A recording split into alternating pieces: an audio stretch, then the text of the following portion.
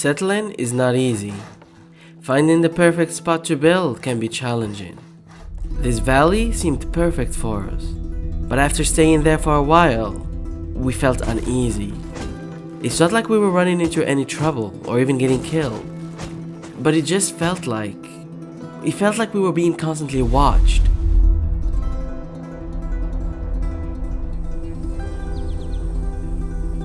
After spending a long day working on the furnace base, nothing would feel more rewarding than a delicious meal. But we realized that we ran dry of supplies and were down to our last calories, and more work had to be finished, so we pushed through it.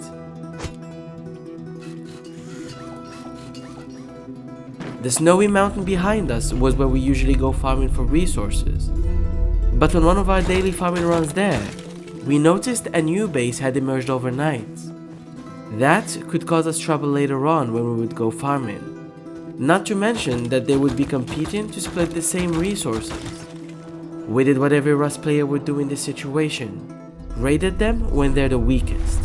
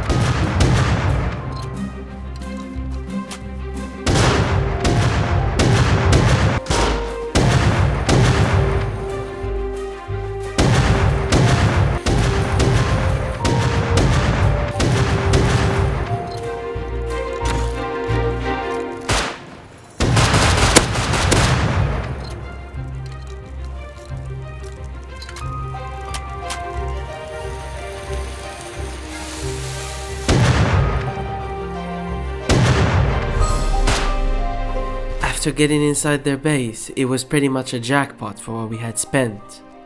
Not only did we get rid of 3 people who would have caused us trouble, but we also scored a box full of vegetables.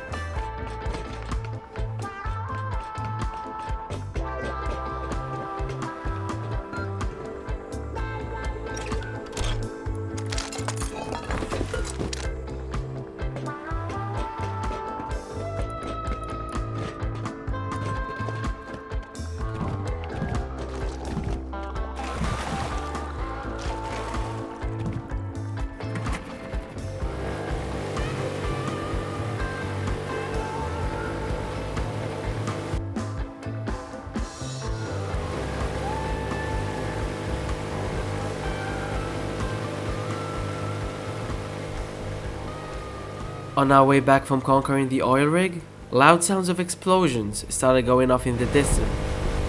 And as we got closer to our valley, the sounds were only getting louder from that direction. If someone is shooting rockets there, it is most likely at our base, and we know exactly who it would be. How? Well, let's go back in time and see. After meeting up and dying while trying to make a base, Luke had spawned in an area that looked somewhat promising. So he asked the rest of us to meet up with him by the harbor and try making a base in the vicinity.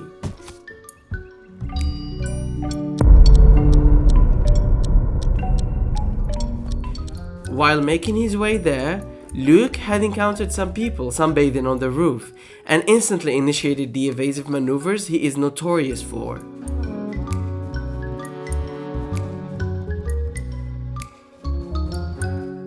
He made it to the harbor, and while making some important business calls, he was interrupted by the sight of the same people chasing him down. He quickly went behind cover and sorted his inventory.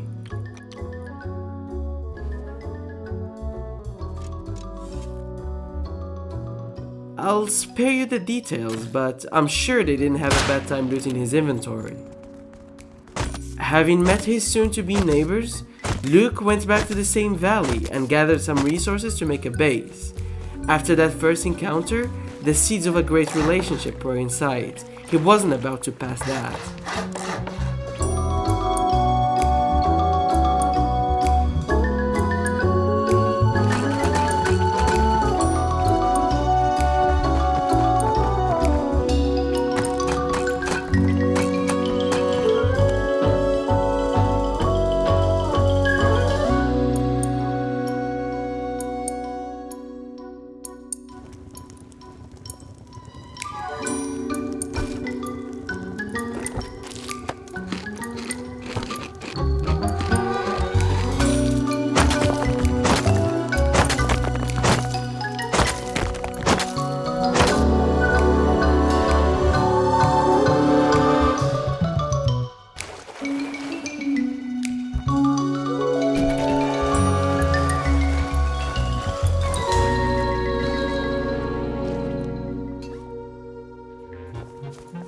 After settling in, we crafted a few guns and noticed our neighbors had called in 2 airdrops. We assumed one was for us as a housewarming gift. How thoughtful. We went to return the favor and greeted them with our finest gunpowder and lead.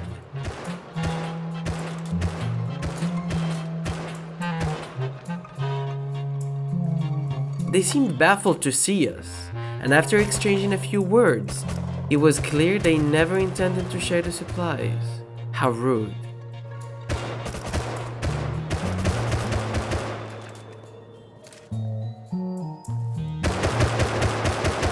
Blessed with some of the best aim, Luke had opted to narrow the distance and hid behind a water catcher, which will now hopefully function as a bullet catcher.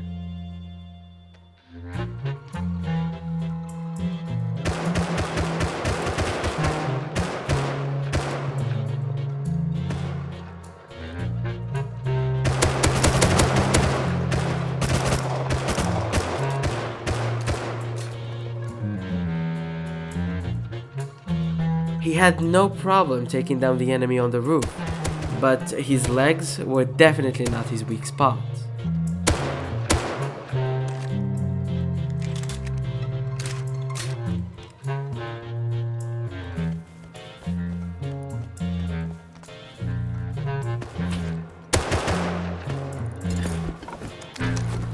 At this time, Luke decided to flank them from a different angle than his teammates and hid behind flawless cover. The contents of the supply crate were worth dying for, but he decided not to steal anything before settling the argument we were having with the neighbors.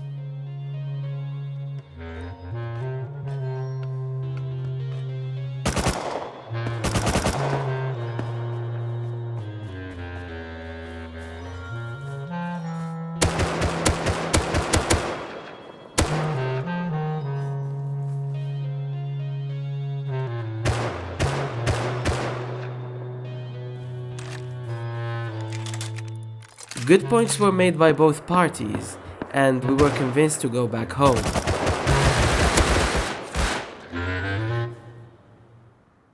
After the heated exchange with the neighbors, we took a little nap inside our base. But Luke stayed up to do some sorting when he heard some explosions a little further from the neighbor's base. He tried waking up the others to go investigate, and while they were getting ready, Luke rushed out first not to miss anything. The base being raided was a small 2x2 northeast of our neighbor's base. The raid was still in progress, and there were multiple people still inside, which makes it crucial to sneak around and catch them off guard. And the least thing they were expecting at this moment was getting killed by an astronaut wielding a semi-rifle.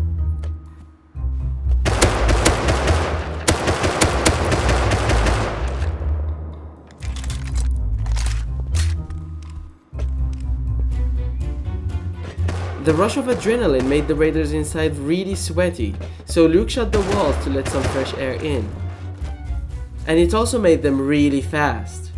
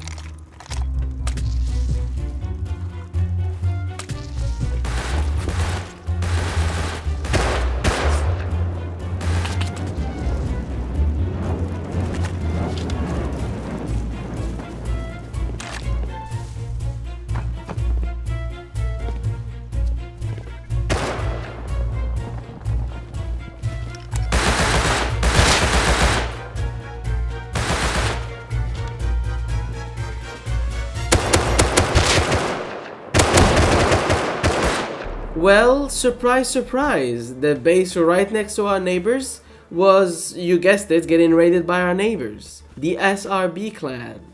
The same people who were after us ever since we spawned. The same people we tried to hijack the airdrops from but died in the process. And now they happen to kill us again. We were done dying stupidly to this group. And since we knew where they lived, no matter how far they wandered, they would end up coming back home. So we decided to throw a little surprise party at their doorstep.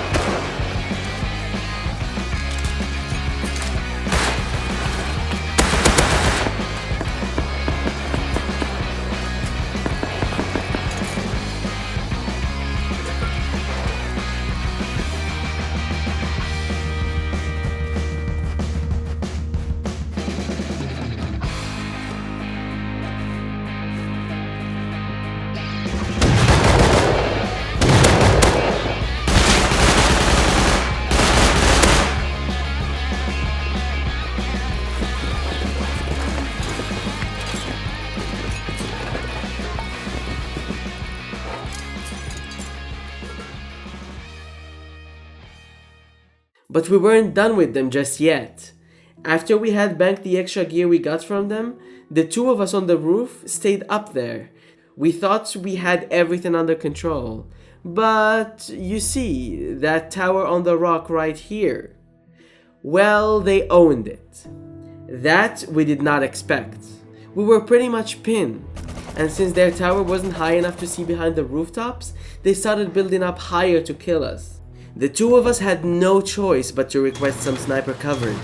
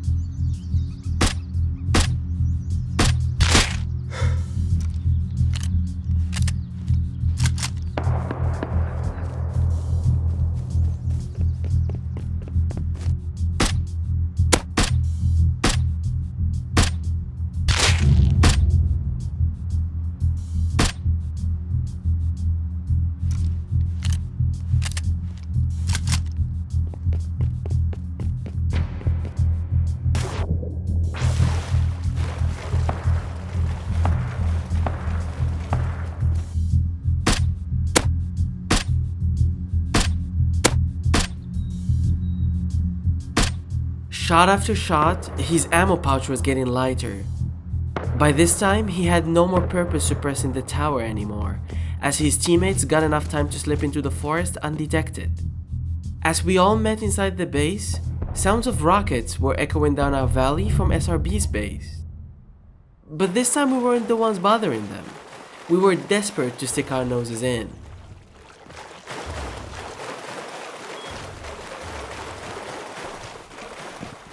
The time it took us to get there was second to none as we swiftly jumped up the cliff to flank them from an unusual angle.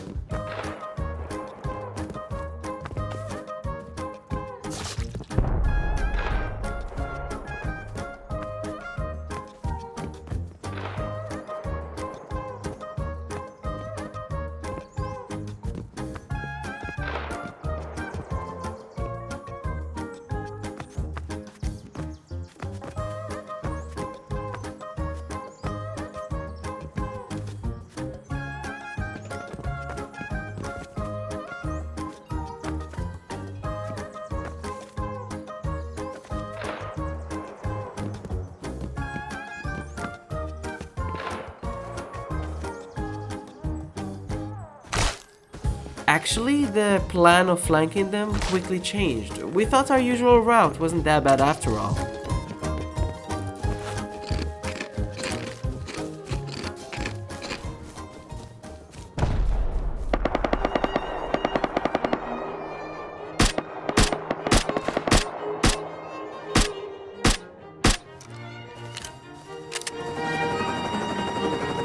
We were surprised to see two completely random people pretending to be the attack helicopter, shooting HV rockets at the neighbor's tower. Perfect, that tower has been a little annoying for us for quite a bit now. If somebody takes care of it, that would be great. Except the helicopter guys left quickly after they shot a few rockets.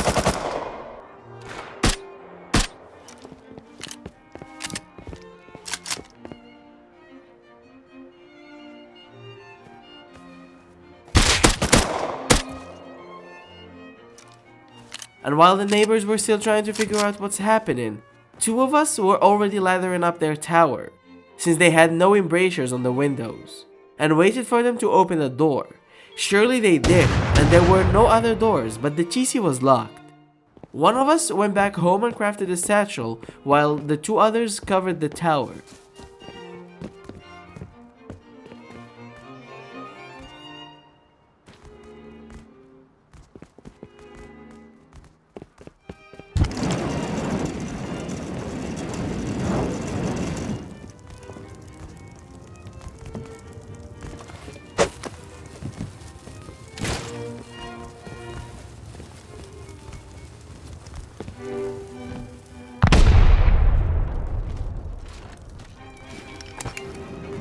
We placed our own TC, locked it, and griefed the tower both from the outside and from the inside.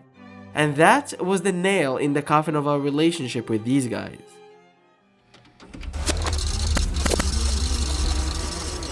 Now let's go back to the present time. We are coming back from the oil rig, remember? Now you see where our suspicions came from. It wouldn't come off as a surprise if they were raiding us after we invited ourselves multiple times on their roof. Then we killed them on their way back from the raid and got a C4 along with a few gear sets. And to top it all, took over one of their bases. At this moment, we came to realize that we truly were the bad guys in the neighborhood. Our inventory is full of loot from the oil rig. We had to get inside the base before fighting them. But we don't know how much of the base is left intact. We were mentally preparing for the imminent fight against the raiders. And what happens next is a story for another day. Join us on the next episode of this adventure by subscribing, because you don't want to miss how this story unravels. And thank you so much for watching until the end. If you want to make your own Rust server and are looking for a stable and reliable server host with a great support team, then look no further than Server Blend. A link to their website is in the description.